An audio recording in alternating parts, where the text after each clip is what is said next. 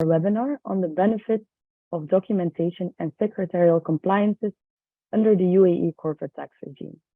We are waiting for all the participants to join, and then we can start the session. Please give us a few minutes, and while waiting, we will play a brief video for you.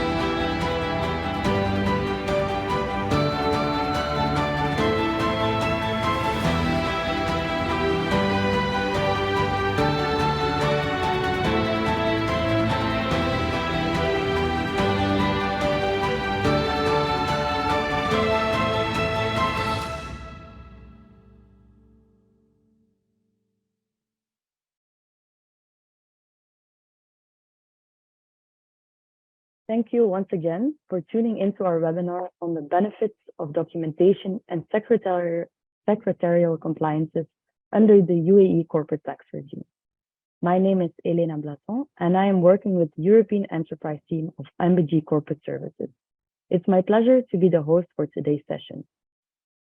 In this webinar, our resident expert, Mr. Piyush Pandey, Senior Partner Legal Services, will provide insights on the benefits of documentation and secretarial compliances under the UAE corporate tax regime. You will have the opportunity to submit text questions to our experts by typing your questions in the Q&A box, which is located under the control panel. You may send your questions at any time during the presentation. We will then collect these and address them during the Q&A session at the end of today's presentation. Due to time constraints, we might not be able to answer all of them. However, we will definitely connect with those who have asked questions after the webinar via email. So let's have a look at today's agenda. We will start with a short introduction of MBG Corporate Services, followed by an introduction of our speaker.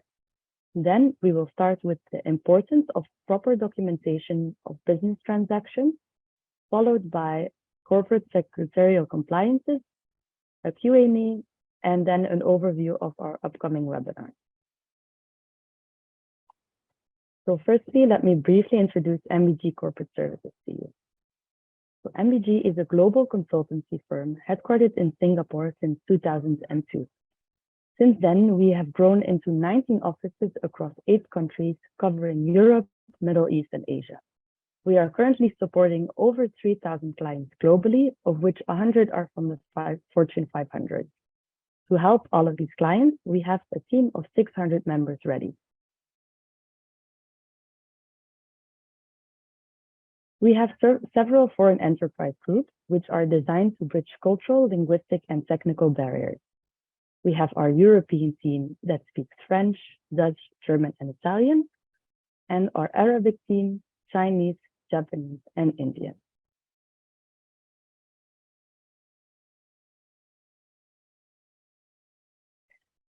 With our wide range of services, MBG can support a company at any stage of their life cycle. So even before entering the market, up until company setup, growth, and maturity, or further expansion, we can help you achieve your objectives. As you can see, we support our clients through 8 verticals. The first one being Audit and Assurance. We are one of the first and few official certifying bodies for the National In-Country Value Certification, better known as ICV. This was initially rolled out in Abu Dhabi under ADNOC, but has now become a federal level. For example, entities such as Mubadala adopting it. Then we have our risk team, covering everything from internal audit to forensic services, feasibility, and market studies. We also have our indirect tax team with experts directly coming from the Federal Tax Authority. So as a registered tax agent, we advise clients on VAT, excise, and customs. Then we also have our direct tax team, which consists of in-house experienced professionals advising on international tax, permanent establishments, transfer pricing, and of course, corporate tax. We also support in mergers and acquisitions, both from the buy and the sell side, legal advisory, including business setup and PRO, strategy and transformation, and even technology. As a firm, we mostly work sector agnostic, but of course we have experience in almost all sectors. Here in UAE, we all know that the oil and gas industry is very prominent, so we are very active there as well. I hereby gladly introduce today's speaker, Mr. Piyush Pandey, our Senior Partner, Legal Services. So Mr. Pandey is a law graduate and fellow member of the Institute of Company Secretaries of India. With more than 20 years of experience, he knows how to deal with a lot of matters pertaining to general corporate advisory, commercial contracts, financial services, financial restructuring, and so on. He specializes in all aspects of foreign investments into UAE and India and advises various foreign investors from their inception to occasions when ventures have to be restructured or liquidated. So I gladly hand it over to you, Mr. Pandey. Good morning, ladies and gentlemen. Welcome to our today's webinar. So, as we all are aware that provisions of corporate income tax that is going to be effect from 1st of June 2023. So, as a business, as an organizations, what sort of measures, what sort of steps the companies are supposed to take so as to align its business operations in line with the upcoming UAE corporate tax regime. So in this preparedness exercise, in this corporate tax readiness journey, there are a lot of measures that can be undertaken by the companies from the accounting perspective, from the financial restructuring perspective. But today we are covering from the legal perspective, what steps, what precautions that can be suggested, that can be taken by the company, so as to avoid any sort of hassle in future under the corporate tax regime. So today we have divided our presentation in two parts. In part one, we are covering the importance and benefits of proper documentation of the business transactions under the UAE corporate tax law. And in part two, we are covering the importance and benefits of corporate secretarial compliances for the company. So to start with part one of our presentation area, we have listed down some of the areas of the business transactions that need to be properly documented, that need to be duly executed and properly maintained so as to avoid any possible future dispute with the federal tax authorities.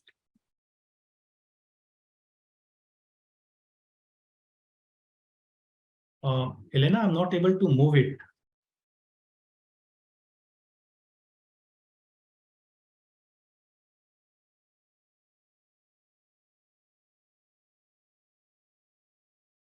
Yes, so to start with, documentations of the revenue and expenses. So as we all know, the corporate tax, it is a tax on the net income of the company. And net income is solely dependent on the two factors, revenue of the company as well as allowable expenses of the company.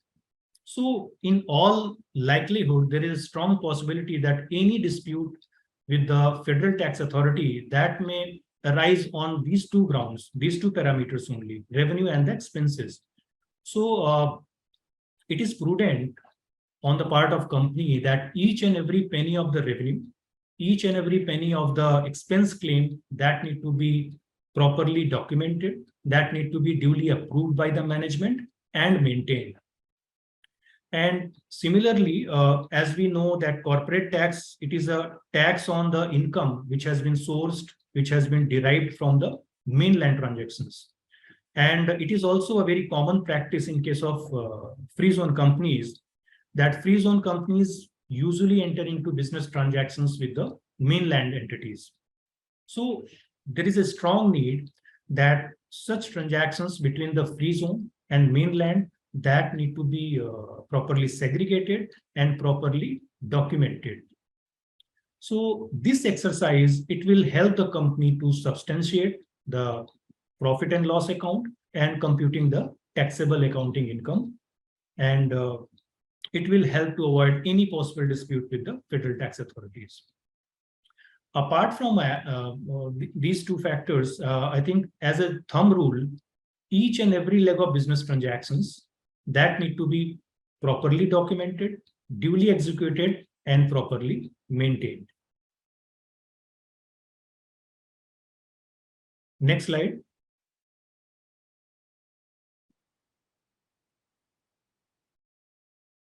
Is documentation of employment contract. This is again, there is a common business need in case of cutting edge technology or in case of requirement of specific skill set for rendering certain sort of services. It is usually seen that foreign companies, they depute their skilled engineers, their skilled manpower to their overseas subsidiaries. So if there is such kind of arrangement that a foreign company has deputed its skilled manpower to render some skilled services to its subsidiary in UAE, so this arrangement need to be properly documented by way of suitable secondment agreement, by way of suitable manpower service agreement, so as to save the foreign company against the possibility of any permanent establishment risk under the corporate tax provisions. And in case if there is any existing such kind of arrangement is in place, so the employment contract or this kind of arrangement that need to be properly restructured in line with the UAE corporate tax regime. And it will help the foreign companies to come within the ambit of UAE corporate tax provisions on the ground of permanent establishment risk.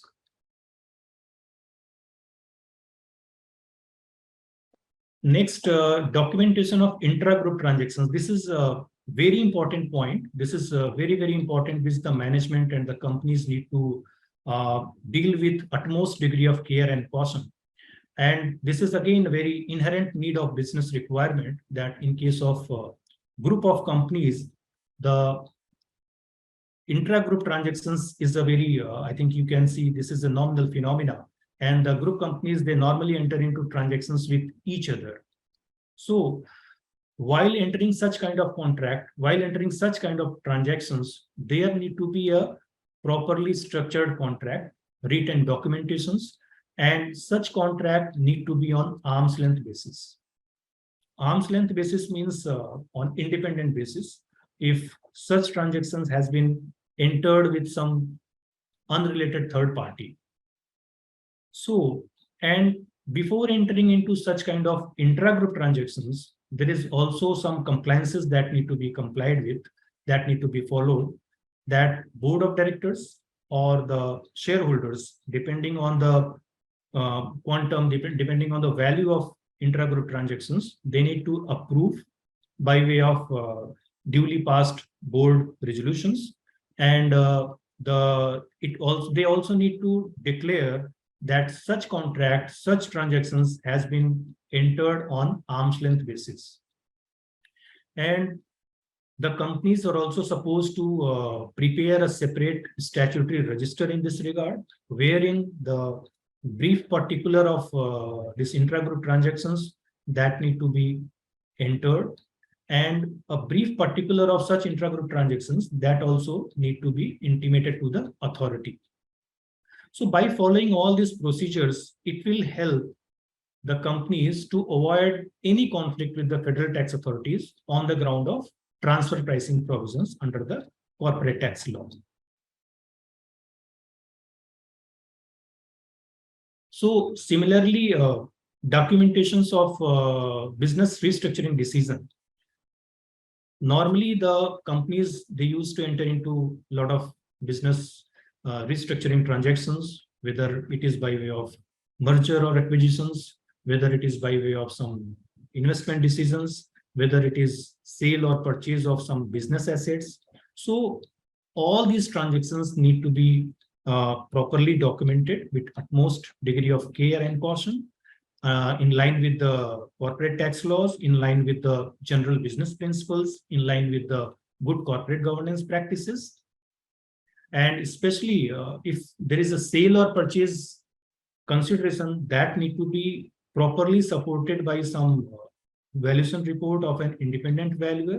Why it is so? Because if the company purchases some business assets, so it means that need to be recorded into the books of account, and that will form a basis for claiming the depreciations, and which has an impact on the taxable income of the company. So it means there is a possibility of any sort of dispute may arise on the amount of depreciation, on the amount of fair market value that has been captured by the companies. So it is always better as a precautionary measure that this need to be supported by a valuation report taken from some independent valuer. And apart from the corporate tax point of view, in general, all other terms and conditions of the business contract, business agreement, that need to be properly negotiated, that need to be properly drafted, so as to avoid any sort of future hassle or to arise any business deadlock situations.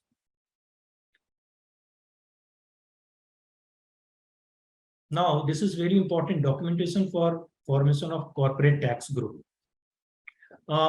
In the upcoming UAE corporate tax law, it has introduced a concept of corporate tax group. This is in the same line as in the VAT laws. And this is a very welcome step for ease of doing business environment, as it will give a lot of administrative convenience to the companies, because a single corporate tax return that need to be prepared and that need to be filed with the federal tax authorities. Otherwise, instead of multiple tax return that were supposed to be filed by each of the group companies. So this is of course a very administrative convenience it will cause to the group of companies. But to avail this benefit, there are certain conditions which need to be fulfilled, which need to be complied with. The parent company, the conditions are, the parent company must own at least 95% of the share capital, 95% of the voting right, and 95% of the profit sharing across all the group of the companies. And each of the group companies, they need to follow same financial year. And each of the group companies, they need to follow same accounting standard. So upon fulfillment of these three conditions, the tax group can be formed. But normally, in order to meet this requirement of 95% of the share capital, voting right, and profit sharing ratio, there might be a need that proper share purchase agreement need to be entered among the group companies, proper shareholders agreement need to be drafted, need to be entered among the group companies, so as to avail this benefit of corporate tax group.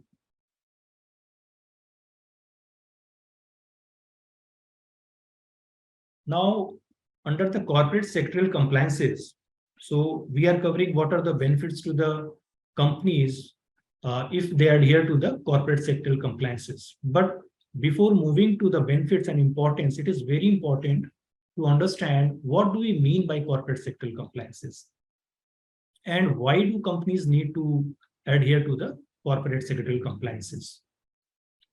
So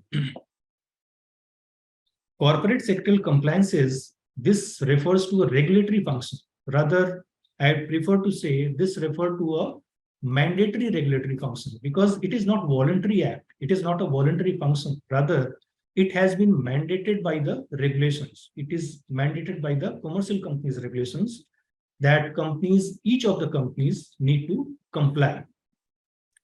Then what are the benefits?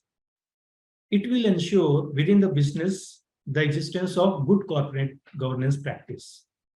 And it will also ensure effective communication among the directors, effective communication among the shareholders, and it will also ensure the proper record keeping system, proper record keeping mechanism in the company, and of course, compliance with the commercial companies regulations. Now, the next fundamental question arises, why do companies need to do corporate sectoral compliances? So there are basically three fundamental reasons why the companies are need to do corporate sectoral compliances. Reason number one, under the commercial companies regulations, the directors and the manager, they have been held personally responsible to implement the governance rule, to meet with the corporate sectoral compliances. And in case of non-compliances, it attracts monetary penalty on the company, its chairman, its board of directors, manager, and the auditors. So it is prudent to adhere to the corporate sectoral compliances, to undertake the corporate sectoral compliances, to stay compliant, and to avoid monetary penalties on the companies and its officers. Second, very important reason for corporate sectoral compliances is to avail the incentive of 0% tax rate for the free zone companies. That I will explain in my next slide.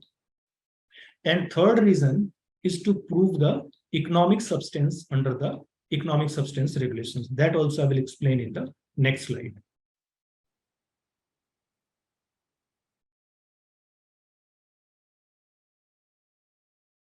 So under the corporate tax law, it is not per se that free zone companies have been exempted from the provisions of corporate tax law. Rather, they are eligible to avail an incentive of 0% tax rate. But this incentive of 0% tax rate, this is again conditional. It is on the fulfillment of two conditions. Mainly, if the free zone companies maintain the adequate economic substance in the UAE, and free zone companies ensure regulatory compliances. Only on the fulfillment of these two conditions, the free zone companies will be eligible to avail 0% corporate tax rate. So now to explain further the requirement of condition number one to maintain the adequate economic substance in the UAE. So how it will be presumed the company is meeting the economic substance test in the UAE? What are the test criteria? So there is a very established regulations in this regard in the name of economic substance regulations. So in the economic substance regulations, it laid down three test criteria upon fulfillment of which it will be presumed that company is meeting the economic substance. So the criteria is if the free zone company is undertaking the core income generating activities in the UAE. Second, if the activity of the company is being directed and managed in the UAE. And third, if company is having adequate infrastructure in the form of number of employees, in the form of operating expenses, plant machinery, office expense, that should be commensurate with its size of business operations. So criteria number 1 and 2, that can be easily verified. Now the question arises, how it will be presumed that relevant activity is being directed and managed in the state. So again, there are certain criteria that has been mentioned, upon fulfillment of which it will be presumed that activity of the company is being directed and managed in the state.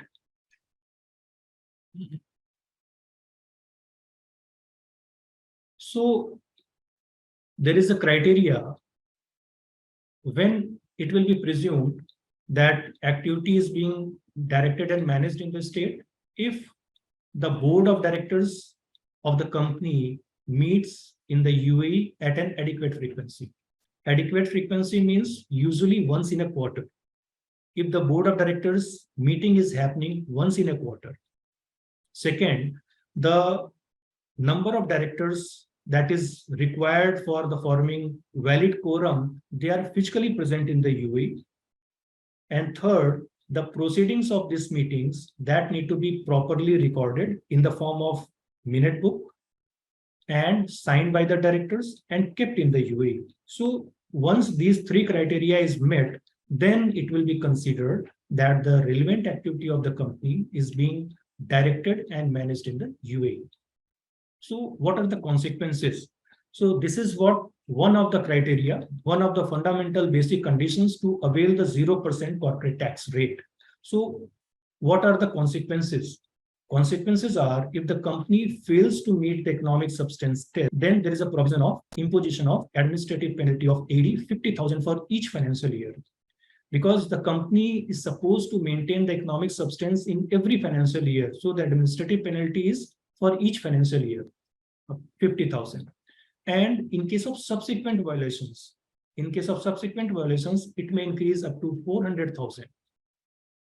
And the third most important point for the free zone companies, that if the free zone companies fails to meet the economic substance test, then they will lose their eligibility to avail the incentive rate of 0% of corporate tax rate. Rather, they shall be liable to be taxed at 9% corporate tax rate. Now, next slide. Yes. So next, this is the second part of the conditions for the free zone companies to avail the incentive rate of 0% tax rate, that they need to ensure the regulatory compliances. So what are the regulatory compliances? So regulatory compliances means they need to conduct their business operations in line with all the regulations that are applicable to the company. Here we have listed the corporate sectoral compliances. This is one of the basic regulatory compliances prescribed under the company's regulations that every company need to meet. So the compliances are, the company, they need to hold a board meeting once in every quarter. And this board meeting need to be duly convened, properly conducted, and properly recorded. When I say duly convened means there is a process, there is a defined process for convening a board meeting. Advance notice need to be given to all the directors in terms of the provisions mentioned in the articles of association of the company. And in this notice, the agenda items which will be transacted in the upcoming board meeting, that need to be properly defined, properly listed in the notice. The resolutions which will be discussed in the board meeting, that need to be properly drafted. And the explanatory statement, background statement for each and every agenda items, that also need to be submitted along with the notice to all the directors, so that they come to the board meeting fully prepared and contribute their best. And this need to be properly recorded in the form of minutes. Second is, a company must have annual general meeting within 4 months from the closure of the fiscal years. So annual general meeting once in every year, it is must. And annual general meeting is mainly, it is conducted to undertake the agenda of approval of the financial statement, appointment of auditors, appointment of directors, and declaration of dividend. So these are the 4 items that can be conducted only in an annual general meeting. Again, the minutes of the board meeting, minutes of the shareholders meeting, that need to be properly recorded at the registered office of the company. And there is a penal consequences for each and every non-compliance. There is a penal consequences. If the company fails to give the notice to the directors, then the manager and director, they shall be liable to monetary penalty. And in case of subsequent failure to give the notice, then again the amount of penalty that will be increased. And recently, I would like to refer to a cabinet decision that has been introduced in last year in the month of November, Cabinet Decision 102 of 2022, whereby the administrative penalty that has been increased manifold. In the first occasion, it is the normal penalty. Subsequently, it will be increased to 2 times. Third, it will be increased to 3 times, and it will be increased to 4 times. And after that, it will cause the suspension of business license. So for each and every compliances, there is a penal consequences as well. So that can be avoided by way of having the proper compliance. Same statutory register. Every company is supposed to maintain a statutory record registers so as to substantiate its business operations in the form of register of members, register of directors, register of managers, register of key managerial personnel, and register of contract with related party that I have explained earlier also. So that need to be properly prepared, and any entry in these register that need to be duly authenticated by the person who is authorized in this behalf, and this need to be kept updated at all the times.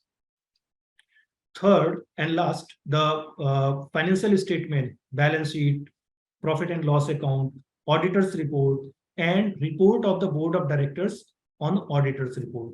That also need to be prepared and submitted with the competent authority. So these are the basic regulatory compliances that need to be followed by free zone companies in order to avail the 0% tax rate, and for the mainland companies as well, in order to stay compliant with the provisions of commercial companies regulations, so as to avoid the penal consequences and so as to avoid any sort of hassles with the government authorities.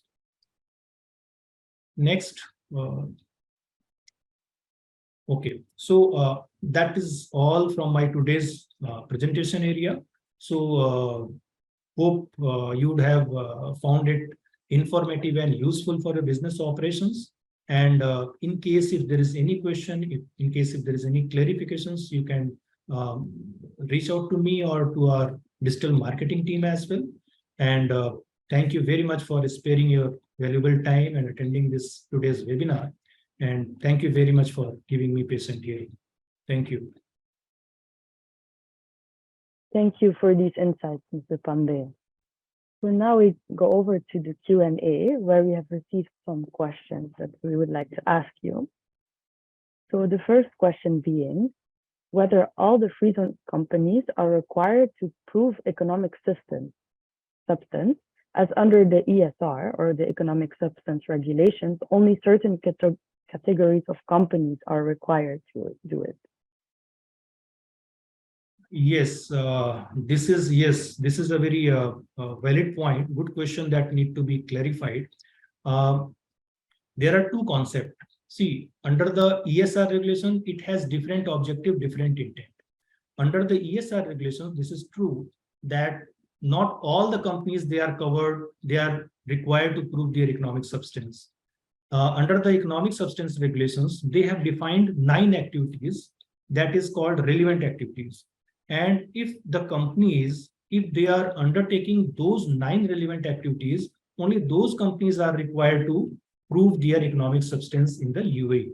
However, the purpose of corporate tax law, that is different. So under the corporate tax law, it prescribes that free zone companies, in order to avail 0% incentive corporate tax rate, they need to prove their economic substance. So it means all the free zone companies, irrespective of the fact whether they are undertaking those 9 relevant activities or other activities, so they are required to meet the economic substance test, because the objective of these 2 regulations are different. First objective, free zone companies to avail incentive rate of 0% tax rate, and other objective under ESR that is limited to those 9 relevant activities. So yes, all the free zone companies are required to prove their economic substance to avail the 0% corporate tax rate incentive. Okay, that is clear. Thank you. Second question that we have, whether maintaining secretarial compliances are mandatory for mainland companies. Yes. See, for mainland companies, of course, what I have explained for ensuring the economic substance and ensuring the regulatory compliances for free zone companies to avail the 0% tax rate. But in case of mainland companies, they are already taxed with the 9% tax rate. So mainland companies, they are governed by the provisions of commercial companies regulations. And under the commercial companies regulations, the director and the manager, they are held personally responsible for meeting with all the compliance requirements. So, and in case of non-compliance, as I have explained, it attracts monetary penalty as well. So it means to avoid any sort of monetary compliances, all the mainland companies, they are supposed to adhere corporate secretarial compliances. So that is mandatory for mainland companies as well. Okay, thank you. And then maybe one last question. For related party transactions, what are the thresholds for approval by board of directors and for shareholders? Yes, that is again very sensitive and very important matter, because usually, as I have explained, the group of companies, they enter into transactions with their other group companies. So just to avoid any sort of complications under the transfer pricing regulations, this is very, very important to adhere to all the compliances which is prescribed while dealing with any group company transactions. So the threshold that has been defined, threshold is not defined under the corporate tax law. Rather, the threshold is defined under the commercial companies regulations. So under the commercial companies regulations, what they say, in case the value of related party transactions that is up to 5% of the share capital of the company, then such transactions need to be approved by the board of directors in their meeting by way of duly passed board resolutions.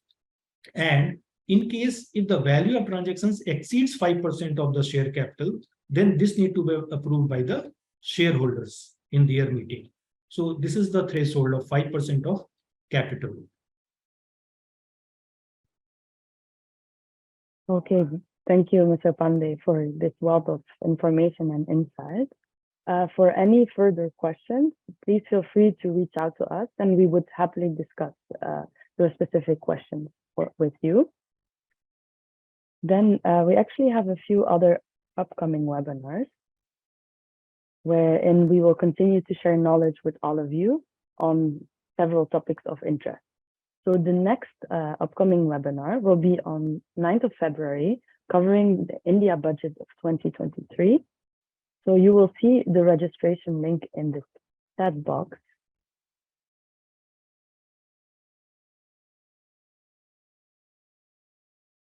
In a minute.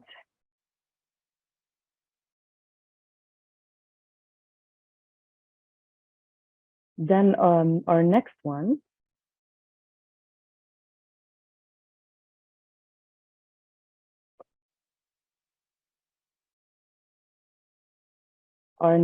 will be on February 10th, in which our technology experts will cover the cyber privacy frontier. Again, we will also share the registration link in the chat box.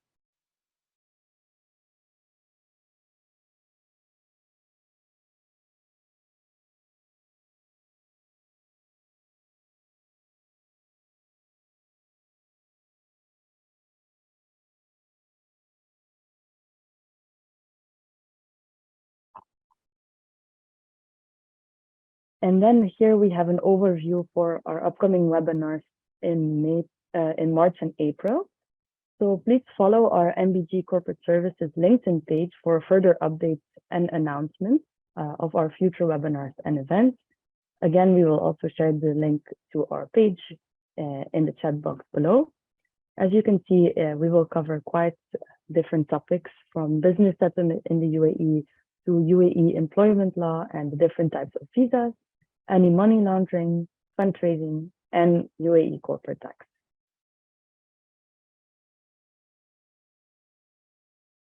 So please keep an eye out on the chat box, where we will share all these links.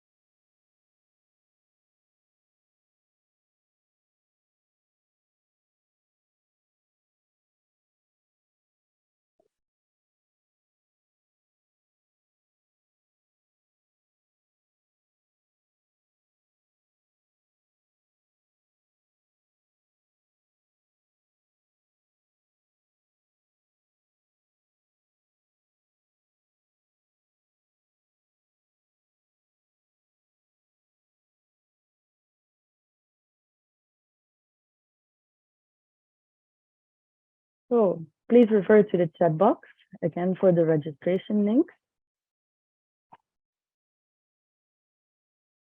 So then it remains me to thank you all. So thank you to all the participants. Of course, thank you to our speaker, Mr. Pandey.